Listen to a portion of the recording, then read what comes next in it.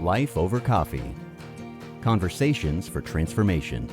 Hello, everyone. This is Rick Thomas with Life Over Coffee. Thank you so much for joining me for this episode. I have someone I want to introduce to you. It's a new friend to me, and for many in our community, it will be a new friend to them. But I want you to hear from Judd Saul. He has a ministry where he reaches out. It's called Equipping the Persecuted. And I've just learned about him. And so I wanted to interview him and just to understand his heart, what God has been doing in his life, and what God is now doing through this ministry that he has given him. And so, Judd, welcome to Life Over Coffee. Thank you very much, sir. I wish we were in person actually enjoying coffee together.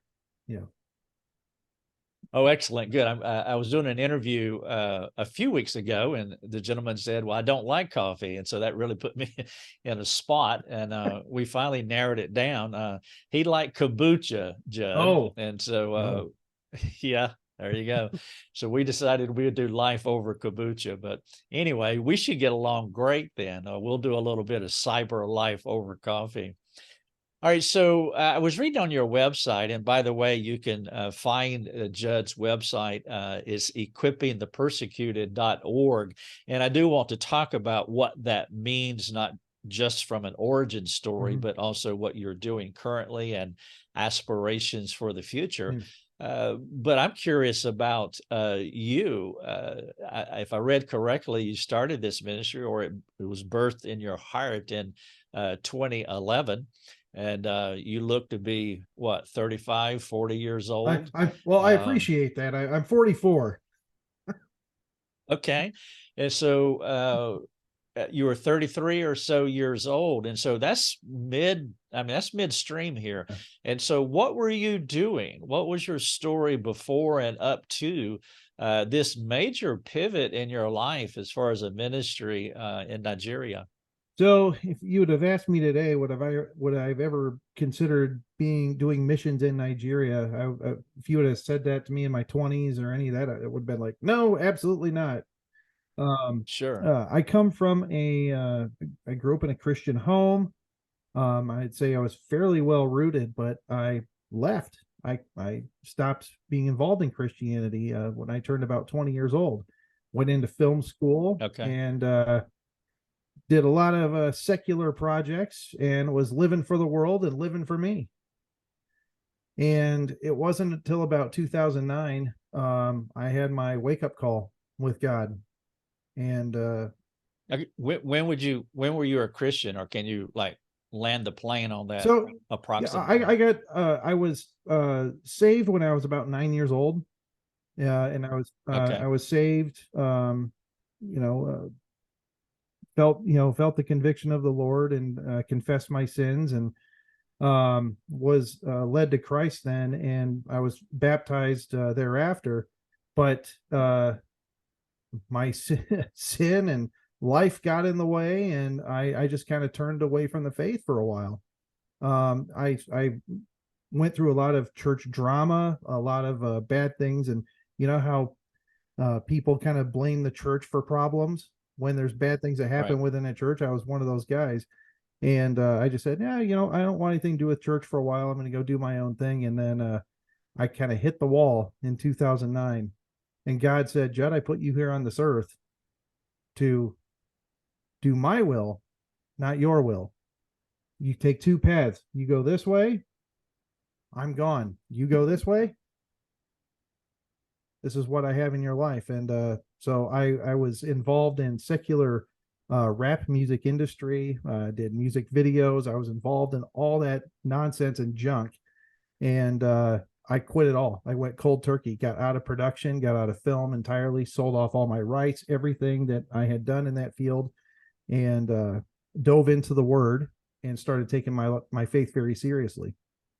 And then it was right around that time, my grandfather, who was an evangelist, who was on the board of a mission to Nigeria, brought the missionary in to come speak in our town. And I went to go see this missionary. And I'm sure you've seen this before. Old school missionaries have no idea how to market or rarely understand any technology, right? So he shows up with this slide projector, not I remember Not those. not a projector, that connected to your computer and you have a PowerPoint, but it was actually a slide projector where it's like click, click, here's the pictures. The The carousel. carousel, yeah.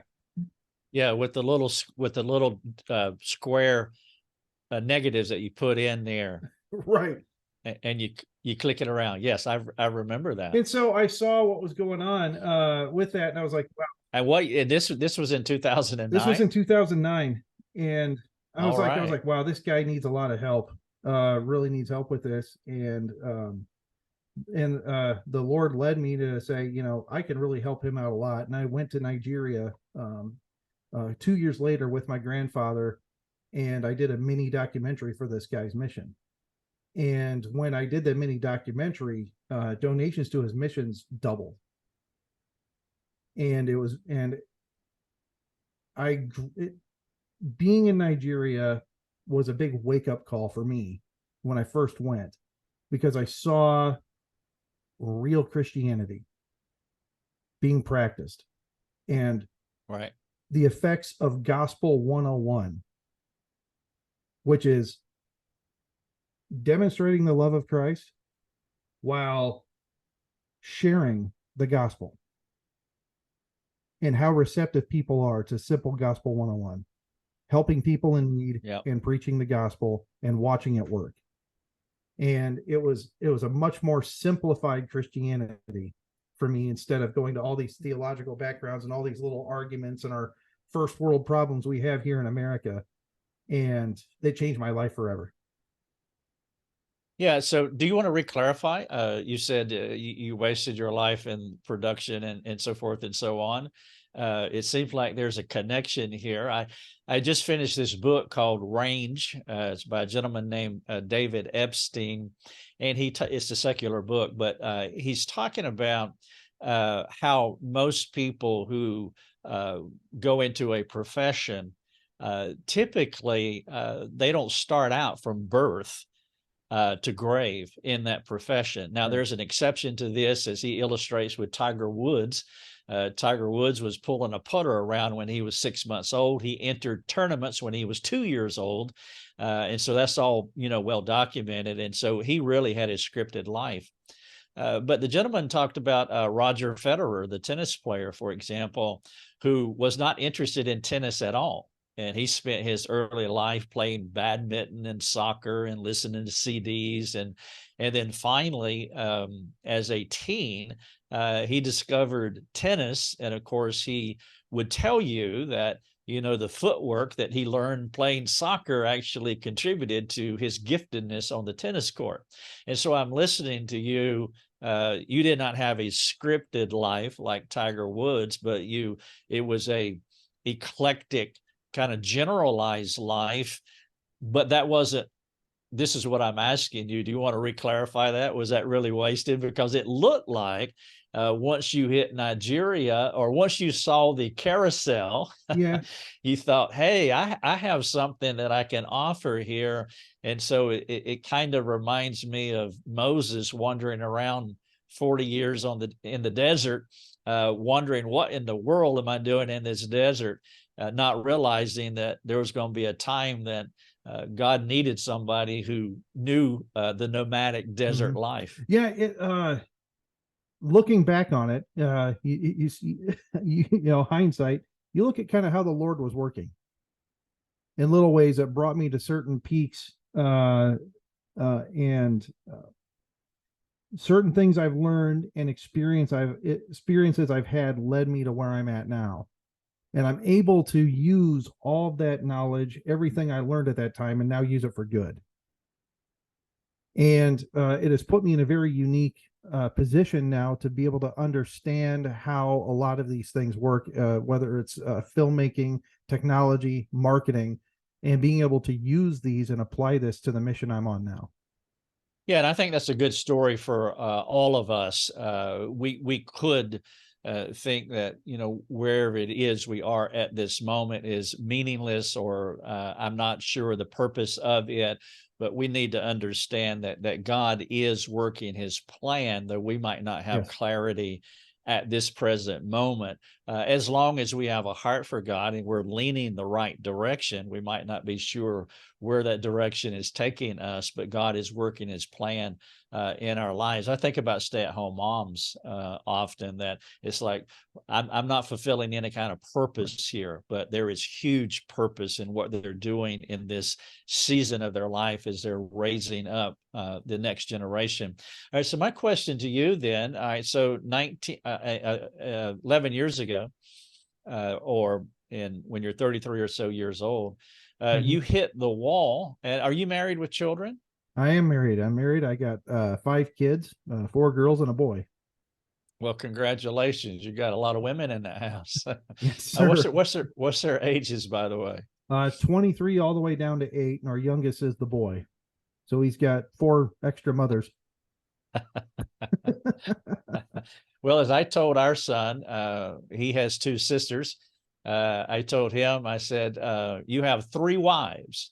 And so how you treat the women in this home, it will give you an idea of how you're going to treat your future wife. And so you can practice being a good husband to your mother and to your 2 sisters. And then when he was like 8 or 9, he figured out what marriage was. Like, it's only one woman. And he thought, Dad, when can I get married? It's like, I got too many wives. I'd like to have just one. But it has been a good testing ground for him.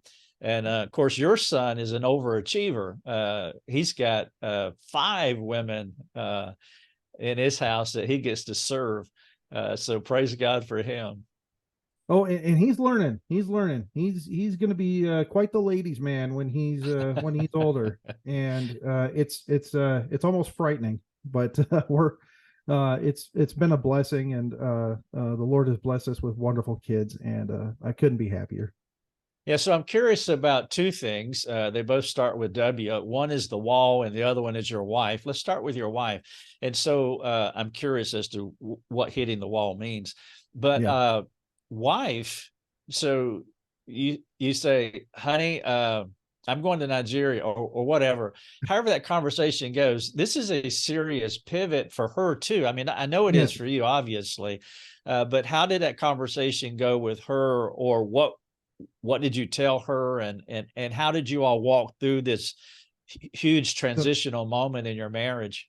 So this is the really interesting part, is that, so here I am, I'm living a fairly secular lifestyle and just kind of saying, and I was going to a seeker friendly church at the time, and we both were. My wife was saved right before we got married, and she was kind of stronger spiritually and praying for me while I was the one going astray. Well, she was a Catholic, come from a Catholic background, got saved, and was just kind of getting a very tiny introduction into the faith and what it all meant. I kind of had roots and knew a lot of the stuff, the Bible verses, the Bible stories, knew a lot about that. So when I had my huge pivot where I was like, I'm coming back to God, I'm taking things serious, all that stuff that I was rooted in back then all became very real and alive. And all of a sudden, spiritually going, she was here, then all of a sudden I was like up here on a different level. And I'm like, when I get my mind set and I go gung-ho all the way, and it's just like a freight train going in the direction where I'm supposed to be going. And she wasn't ready for it. So it went from me living a very secular non-Christian lifestyle, all of a sudden getting into the word, reading the word, and spiritually we were on completely different wavelengths and paths. And then when it came time to come to Nigeria, it was like, whoa, what's going on here? I don't get this.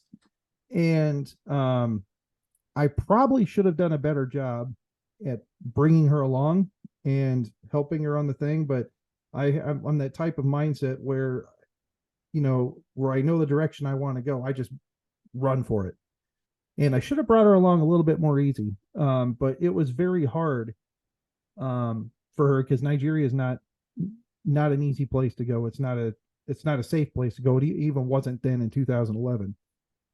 And She he came along alongside eventually, and as I grew in faith and she grew in faith, we finally got on the same page and wavelength spiritually. Right. There's something to be said about one flesh. Yes. And so leaving part of your flesh behind is probably not the move that we want to No. make here. And so No. we just want to make a note to self for those of us men who are aggressive overachievers. We can really get fixated on that goal out there, and we can take off and leave our flesh behind, or part of our flesh behind. And yeah, it happens. And that's a lesson. That's a lesson to the guys out there that are listening is, look, you have the vision, you have it in your heart, and you know that's exactly where you want to go. But if you're going to be a good husband and an effective leader, you cannot do this mission without your wife. Right. And without your family being on board and you guys being spiritually on the same page. That was one of the biggest lessons that I've learned. And, and thank God I got a great wife who's, who loves me and is very patient. And I thank God for her every day. But the smart thing to do, guys, is to make sure you guys are on the same page, especially when you make a big move like this, going into a mission where, you're putting your life and you're putting yourself at risk to do the Lord's work. It's a different game. Yeah, and especially in ministry, I mean, it applies across the board, whether you're in what we call ministry or not, but any Christian husband and wife. One of the ways that we communicate that here at Life Over Coffee is that our ministry, it doesn't start out there somewhere. It starts here in our own hearts with our relationship with God. And then the next person on our mission field, if we're married, would be our spouse, and then our children. Mm-hmm. And so it works out incrementally. You probably have seen, I know I have, where especially ministry people, men, us, we can be so focused on out there that we're not taking care of ourselves spiritually. We're not taking care of our wives. We're not taking care of our children.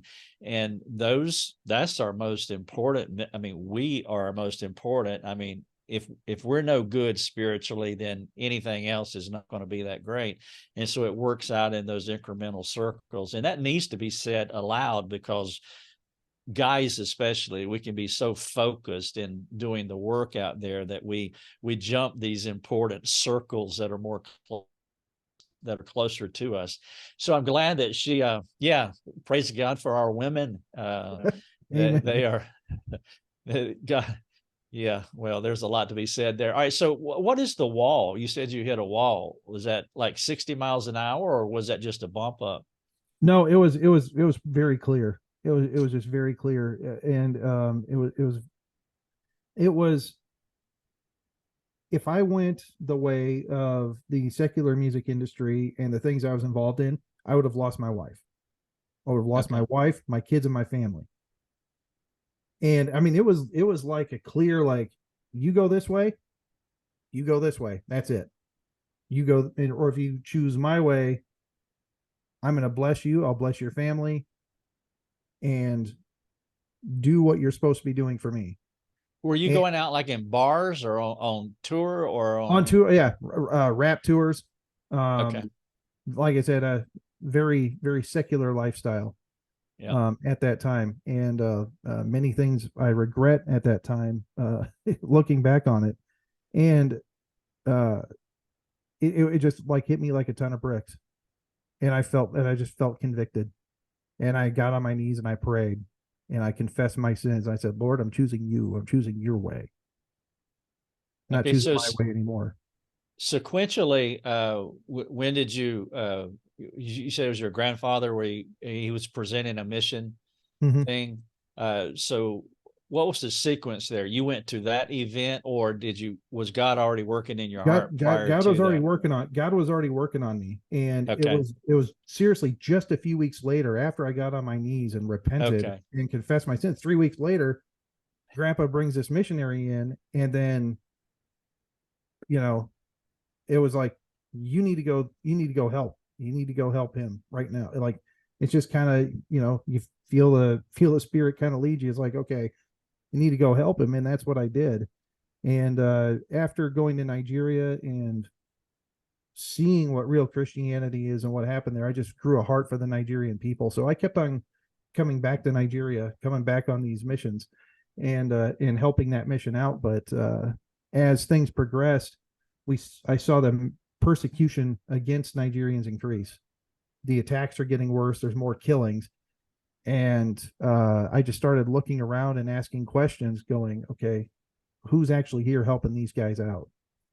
And the current mission I was working with really didn't want to get involved because it's dangerous and too political and it might jeopardize what they have going on. But I felt the calling to leading me to help persecuted Christians. And from day one, since I went into Nigeria, that's kind of where my heart was. But as things progressed, I was like, okay, somebody's got to do something. And that's when I decided to start equipping the persecuted. Yeah, I want to get into the details of that in just a moment, but there's a point that you've made twice now early on, and you just mentioned, and I think it's worth talking about, is that you went to a third world country and you saw Christianity lived out in a different way than what most of us in America are familiar with. I had that experience in 1989 when I went to Queens, New York, Elmhurst, Jackson Heights, in that area. And I saw Christians that it was far different than the Christianity that I experienced in the South. And so we would get up on Sunday morning in Queens to go to the church meeting, which was at a American Legion Hall. And so on Saturday night, they have whatever they do in the American Legion Hall, but there's a lot of drinking and a lot of vomit. And so we would come in on Sunday morning and just mop the place and pick up all the beer cans and get everything, and then set up chairs, and it smelled of alcohol and throw up. And those people were so excited about serving God. And not only that, there was every color under the sun. I mean, I was the whitest thing in there. And so I was experiencing Christianity, and I'm not disparaging where I live or the blessings that I have here.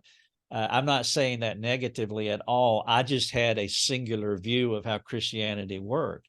And so I love where I live. I love the church I go to. I love et cetera, et cetera.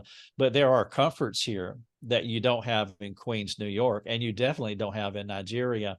And so God used that to open my eyes, to help me to see that the world is a lot larger than what we think, and Christianity is not exactly the way that we see it here in the comforts of America. Our son just came back from Zambia. And he spent a couple of weeks there, and it just really affected him. There is something to be said about, short-term missions. I mean, we go to help people, obviously, but God is a multitasker. He can do things in our heart as well. And so it really changed how I viewed Christianity in a very positive way. Now, I did have to work on my bad attitude toward my Southern Christianity. But that was my self-righteousness as I began to look down on my own people and not really processing that correctly. But God leveled that out in my heart. I repented of self-righteousness. But what I did keep, what I've stayed aware of, is that Christianity is much bigger and different in other parts of the country or other parts of the world. And so that's an important point that you're making. And so God, through a series of circumstances here, sent you to Nigeria, and then you're just exploding internally, seeing things, and God is really rocking your world. Now, on the African map, the map of Africa, where is Nigeria? Okay, so Nigeria is, you gotta draw it out. So you have the, where it goes down to South Africa, down here on this part over here. Nigeria is right up here on the kind of the corner. It's on the coast. It's on the ocean, but it's considered like West Africa. Okay. Or West Africa. And then of course you go up and you have the Middle East and Northern Africa and all that. So Nigeria. Is that the Indian Ocean? Is that the Indian Ocean? No, not on that side. It's still the Atlantic. I went to public school, so please forgive me. West Africa. I'm sorry. So Yeah. that's over at Cameroon and Right. So Cameroon borders Nigeria, gotcha. and Okay. then Yeah, I was on Benin. the wrong coast. Yeah. So Cameroon, you have Benin that borders, and then north of Nigeria is Niger and Chad. Yep. Gotcha. Yeah. Okay. So, all right. So you're talking about Christianity in Nigeria, but you're talking about politics and persecution. So, what Yeah. is the country? What's the demographic of the country? Let's say religiously, and then also as far as their government is concerned. Okay, so religiously, it's that's how you have to look at it, is the politics and the religion and the religious demographic of Nigeria. So it's Christian versus Muslim, Okay. and Nigeria was a majority Christian country, and majority of Christian. I'm sorry, say Christian, Right. was, I understand. but it was Right. majority Christian, and Islam always had a little presence there, but what you're seeing now, what's happened is Muslims have been coming in from the north and slowly but surely taking over the country through what we would call a cultural jihad, which is come in, have lots and lots of kids, and then start taking over territory politically and strategically. And Okay. right now we're at the threshold where it's about 50-50. 50% Muslim, 50% Christian. Heading toward Muslim and decreasing in Christian.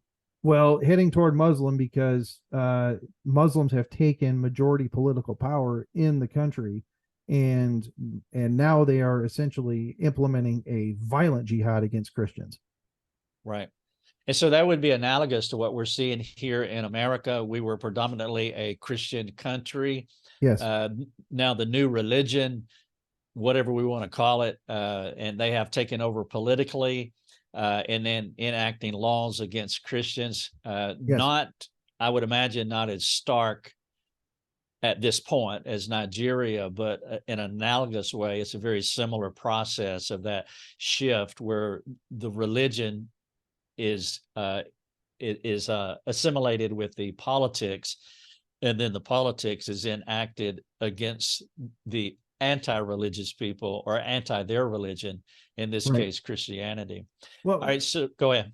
Okay, so what a lot of people don't realize is Islam is both religious and political, Right. and it's also cultural.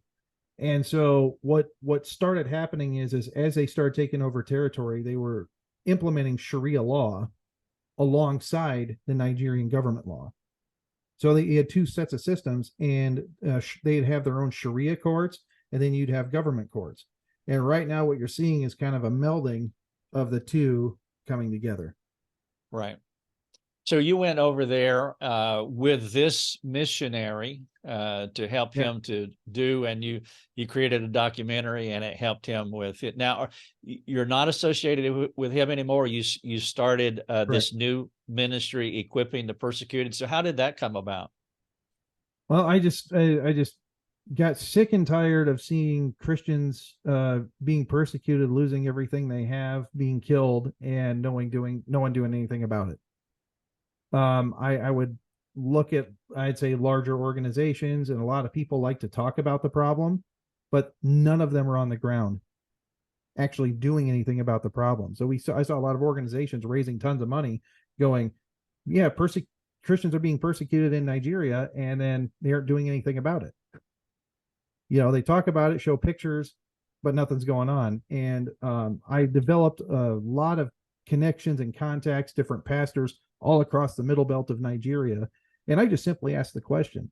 I said, what if somebody came in here who helped develop response teams to these attacks? What if somebody came in and taught basic security awareness training for villagers? You know, like things we totally take for granted here. What if somebody came in and helped you implement emergency plans and security measures? And they would say, we need this yesterday. We need this now. How can we do this? How can we get this started? And so I started making contacts, calling folks, and got some people to get behind the idea. And that's why we started. It's just because I saw a gap of a big ministry gap that no one was doing. And I said, well, why can't we do it? And that's how it started. So it's a very practical ministry. So when people think about ministering to another country, they think about missionaries going in and establishing churches, church planting, starting schools for folks that they can go and get degreed or get educated in the Bible so that they can go out and plant churches. So you're not doing that. Right? Well, we are a little bit.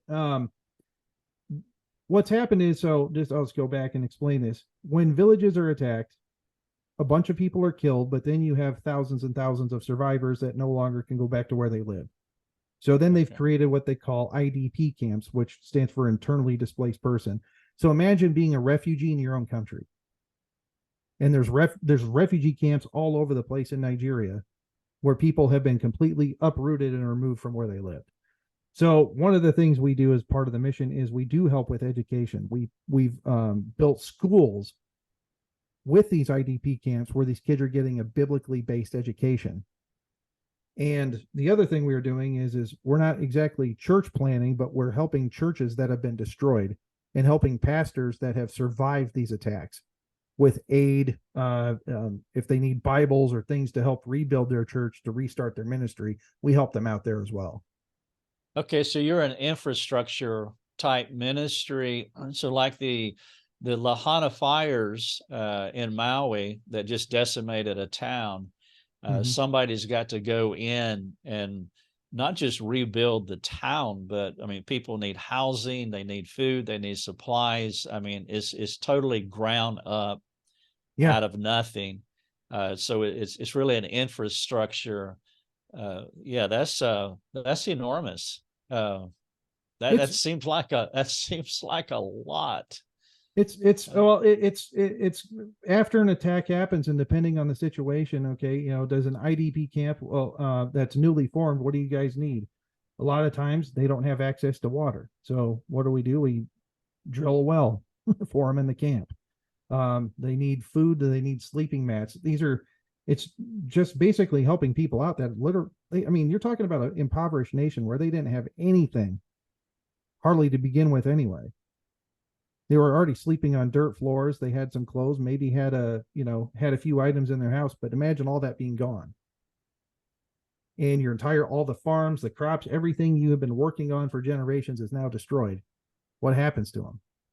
And so we come in with the help and try to assess, okay, how can we help you practically? What can we do? And the Lord has opened up so many doors in that. We've seen so many people come to Christ. Yeah, they might have been a Christian in name only, but not taking their faith seriously.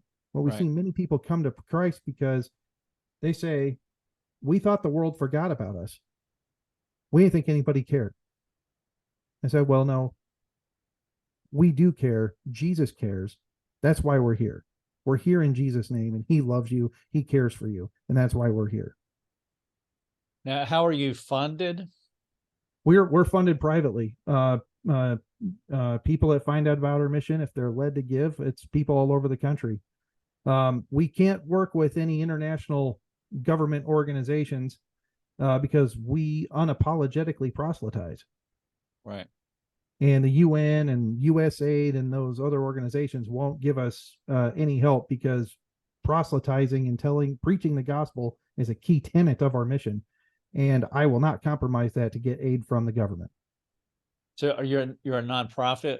Yeah, we're a 501c3 nonprofit based in the U.S. And then we have an NGO in Nigeria called Equipping the Needy Initiative. Equipping the Persecuted wasn't a name the Nigerian government liked very much. So they essentially gave us a name that we had to use for our NGO in Nigeria. So, okay, what's it called in Nigeria? Equipping the Needy Initiative. Okay, so are they amenable to? I mean, they're okay with you being there, or how does that work? They're okay with us being there because, well, they're not doing anything about the attacks. But when people come in and give aid to the victims and help out the people, it makes the local politicians look good. They try to take credit for what we're doing, and it's a very political thing, but when we're in there helping people and doing good, they'll welcome the help and everything they can. But they tried warning us several times about our um, how do I put it this way, of our preaching the gospel and telling people the truth about what's happening to them in regards to what Islam is doing in the country, because they don't understand the history of Islam. They don't understand a lot of times why they're being attacked. Right. And we explain to them, no, this is what's going on. Here's the history. Here's what's happening. And then it becomes clear. Yeah, it reminds me, in my former life, I worked for BMW, the car manufacturing plant that is here in South Carolina, and they had huge morale problems. Now, this is 25 years ago. I don't know what the status is now, but they had huge morale problems. And I started some Bible studies inside the plant, like during lunch. And I proposed it to the HR department, and they said, we can't promote this for you. And then they pulled me aside and they said, but we don't want you to stop this, because actually what you're doing is kind of helping with morale.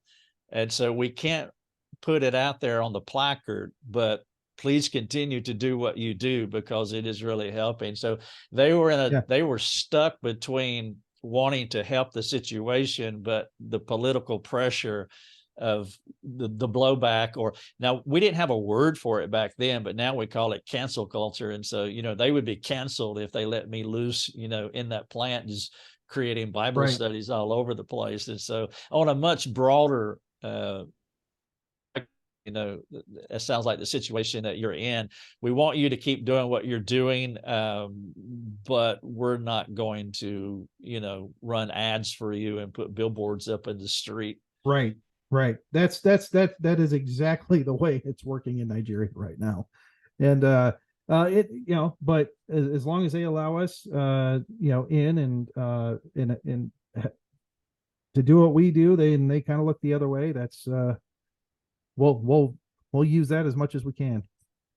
Yeah, pragmatics can really drive a lot of the things that we do, and even though they may or may not agree with our religion, philosophy, methodology. Hey, so who are these people? I mean, what's the purpose of killing people? I don't understand why someone would want to decimate a village or a community. It's part of their religion. It's conquer by the sword. It's very politically incorrect to say that, but that's how Islam has expanded its religion since 640 AD. It's conquer by the sword, and they do it when they have the political backing to be able to start doing that. So when they have majority political power, that means they're in control of the military, they're in control of the police, and when they can have them turn a blind eye to what's going on, then they can systematically take over, like death by 1,000 cuts. It's not like all of a sudden they create an army and they come in and they're taking over the whole country. They're just doing it one village at a time, one little region at a time, slowly but surely. But there's a faction of political leadership or civil leadership that is okay with what you're doing, because it sounds like, yes, it doesn't sound like it's 100% across the board governmentally, that there's some people that are opposed to that, and they're glad that you're doing what you're doing. So it seems like it's factious. It's a very delicate situation, because the government overall it's like somebody does something bad, they slap them on the wrist a little bit, and then they let them continue doing what they're doing. If they give a full out, yes, go kill the Christians, well, then it's an international world problem. So they're trying to play their own political situation, try to look good on one side and try to placate the other side at the same time, is essentially how the government's been doing this. So they'll placate the radical jihadis on one side, because one, I think some of the politicians are afraid for their own lives if they resist too much. And then they're also playing a game on the international stage. It's really strange, but that's how it's playing out. It's really something well, America's starting to do the same thing. I never thought it would happen in America the way we're doing things, but it's how do I? It's like we're becoming a banana republic, and Nigeria I would consider a banana republic. Yeah. Um, How yeah, often are you going to Nigeria? How much time do you spend there annually? 3 to 4 times a year, and each time could be between 2 and 3.5 weeks each time. Okay. We have a staff of 40 on the ground there, and we're adding more because the ministry is expanding. We're setting up 5 satellite offices in key states that are regularly hit with terror attacks and things like that. So we decided to set up satellite offices there. We built an orphanage. We have an IDP camp school that we run with over 300 students. We pay for everything, all the education, all the materials, everything for those kids. And we're going to be duplicating that in some other areas, adding some more schools. And So this is the NGO over in Nigeria yeah, that's running all this. Now, that's yeah. this is full-time work for you? It's 80%, but it's going to be full time probably starting next year. What's your side hustle? My side hustle is I do part time insurance. Insurance. Okay. Insurance, Yeah. do some life and health insurance sales and all that. My family was in the life and health insurance business. I kind of grew up around it, so that's kind of my Okay. side hustle when I'm not doing missions. But every year it seems this is becoming more and more full-time effort. Yeah, So the ministry used to be the side hustle, but I see it has shifted now where your former full-time job is now your side hustle, and that's good. I yeah, mean, eventually, that can go away. Is your wife Sherry, right? She's on board with all this? she's on board with all this. Like I said, we're finally on the same page spiritually, thank God. And I'll tell you, when we got on the same page, we just saw more of a blessing in our marriage, blessing with our family, and a blessing in ministry. Like everything came together when we all got on the same page, and I thank God for that. Yeah, unity in every aspect of life, whether it's vocationally, thoughts, dreams, desires, hopes, aspirations, communication. I mean, that's the goal of marriage is to continue to assimilate into that one flesh union. I mean, strangers marry each other, no matter how often or whatever the dating relationship is, it's still strangers. Yep. But then once you start, I mean, you obviously you're one flesh at marriage, but the practical working out of that takes a lifetime. And so you all have experienced that over the last, I guess you're 44, so you've been married 20 something years. 19 years. Just celebrated a couple weeks ago. Okay, so you were like 25 when you got married. Yep. Good for you. Persecuted, the website is equipthepersecuted.org. It's a very nice website, by the way. Did you build that or someone else? No, me and my part-time assistant built it. Okay, no, And it looks very good. thank you. I Thank you. saw the documentary that you did and I would recommend that people go to equippingthepersecuted.org. It's a nice website. There's a good documentary there of showing some of the activity, this gentleman that's preaching, and then some of the things that you're doing on the ground. And then I saw that PSA from Kevin Sorbo as well. That was nice to pull Kevin in also.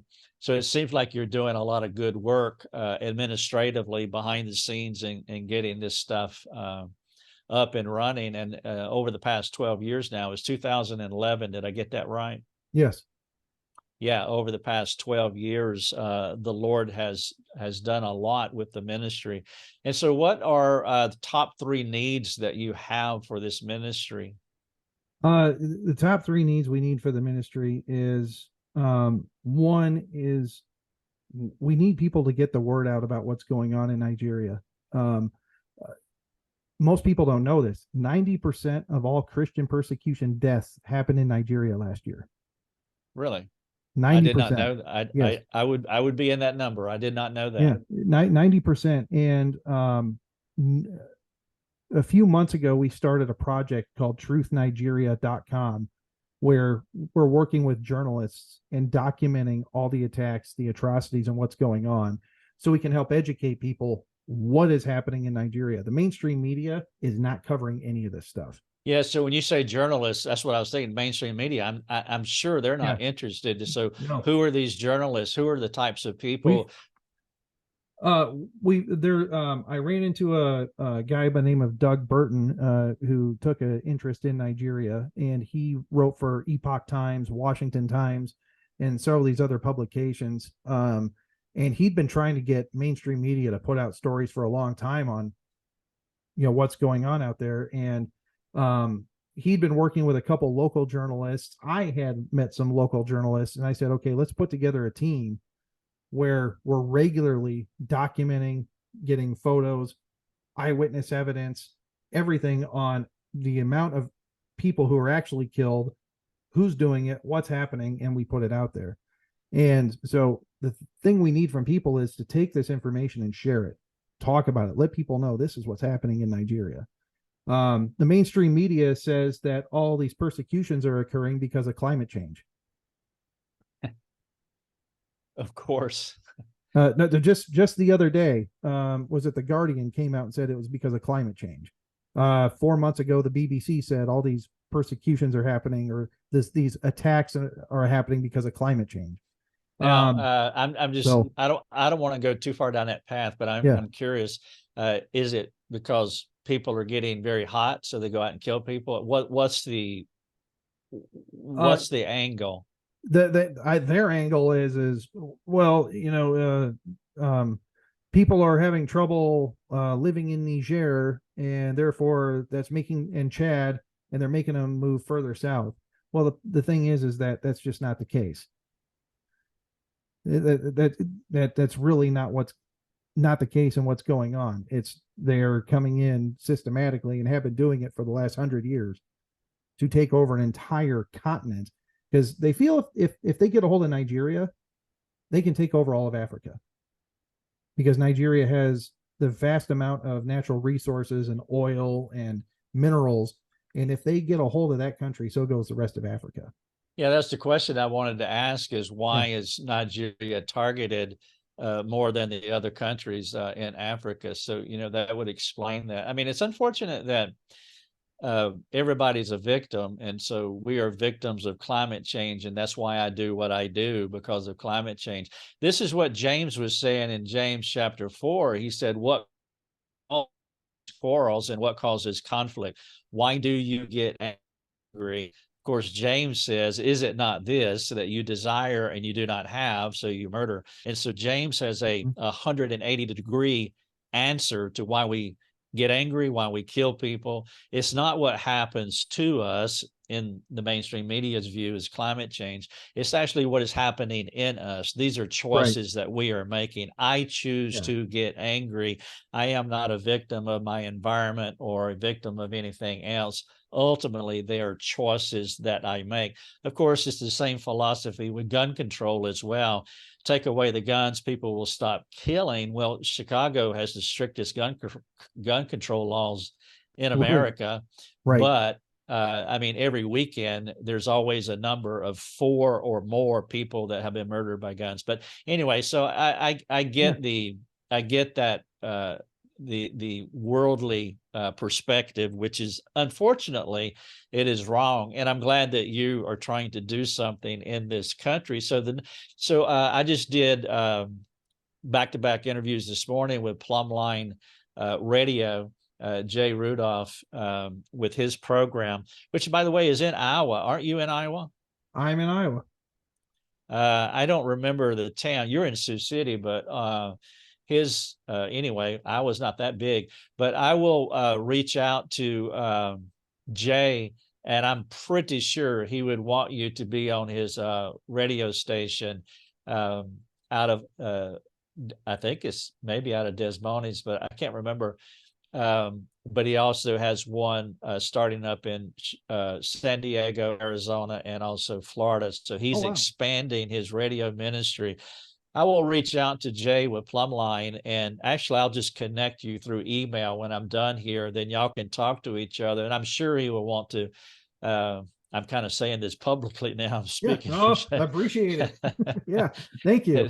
Jay. Jay will want you on his radio show. I might have to walk that back. No, he loves doing this, and he has a heart for what you are describing here. So I'll introduce you to after we're done here. So top 3 things that you need. One is word of mouth, obviously. Yeah. And so and anyone watching this, or this is also a podcast as well. This will go on our Rumble TV show. It'll go on YouTube. It'll be on our website at lifeovercoffee.com. There'll be a podcast developed out of this that will go to all of the podcast platforms, iTunes, Spotify, Podbean, SoundCloud, etc. And so it will go in all of these places. And so anybody that's watching or listening, just contact equipthepersecuted.org and talk to Judd T. Saul. That's an interesting name you have there. It's quite. Hey, what's the T stand for anyway? Trenton. Okay, Judd Trenton Saul, the executive director of Equipping the Persecuted.org. And if there's something that you all can do with your ministries or in your churches, contact Judd and just see how that you can help to get this message out. Some of you may want to support him. Again, you can do that at equipthepersecuted.org. It's equipping the persecuted.org. Do I keep saying that? Yeah, you say I'm equip. sorry. But right, now that you say that, I'm gonna go make a website called equipthepersecuted.org and have it just buy that URL and redirect it to, and you'll be fine. Yeah. Equipping with an ING. I have on my blue blue lens glasses. They're not prescription. My prescription glasses are here, and so I'm looking at the monitor in front of me, and I can't see that far. So that's on me. Your website's fine, and it's clear as a bell. I'm just an old man, and I can't see. Equipping the persecuted.org. By the way, in the show notes of the podcast that we will develop, we'll have all these links here, plus his documentary, etc. So you can watch this stuff and then also contact him. All right. So getting the word out, what would be a second need? Second, we need folks to donate. We need people to consider this being part of their mission giving. Would really encourage people to do that. There's a lot of people that talk about the problem, but we're actually doing something about it. We're on the ground doing it, and we regularly update weekly and tell you and show you what we're doing. There's some missions organizations that did something 3 years ago, really have done much since, and they still fundraise off that thing they did 3 years ago. Well, we're doing something every week and expanding weekly. And I'd like you to, people to really support our mission. And then thirdly, it's 4 things. 3, pray for our mission. Pray for our security of our team and the people on the ground that risk their lives every day to be part of this mission. We need your prayers. And that's, I'd say first and foremost, we need your prayers. And then 4, I'd like to ask people to get politically involved. Contact your congressman and senator and tell them to put United States lay pressure on the Nigerian government to protect and defend its own citizens and to stop the terrorists from killing Christians. Call your local senator, your congressman, and tell them to get involved. And that's about it.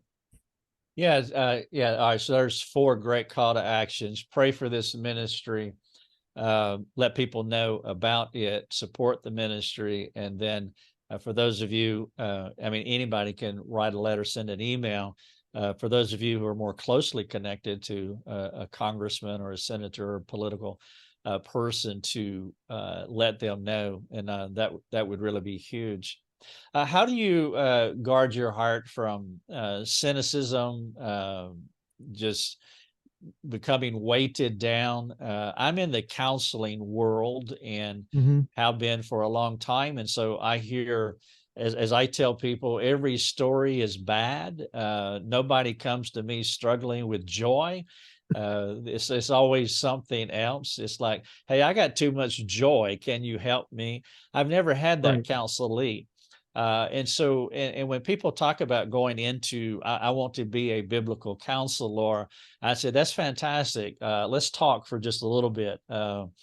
It reminds me when our children were little, we used to go to the circus, and I would watch the guy that walked behind the elephant and look at his shovel. And I told Lucia, I said, my wife, I said, I just need a bigger shovel because I'm shoveling it all day long. And that's the view that I have, just staring at the back of an elephant. Now, it takes a certain kind of person to do that.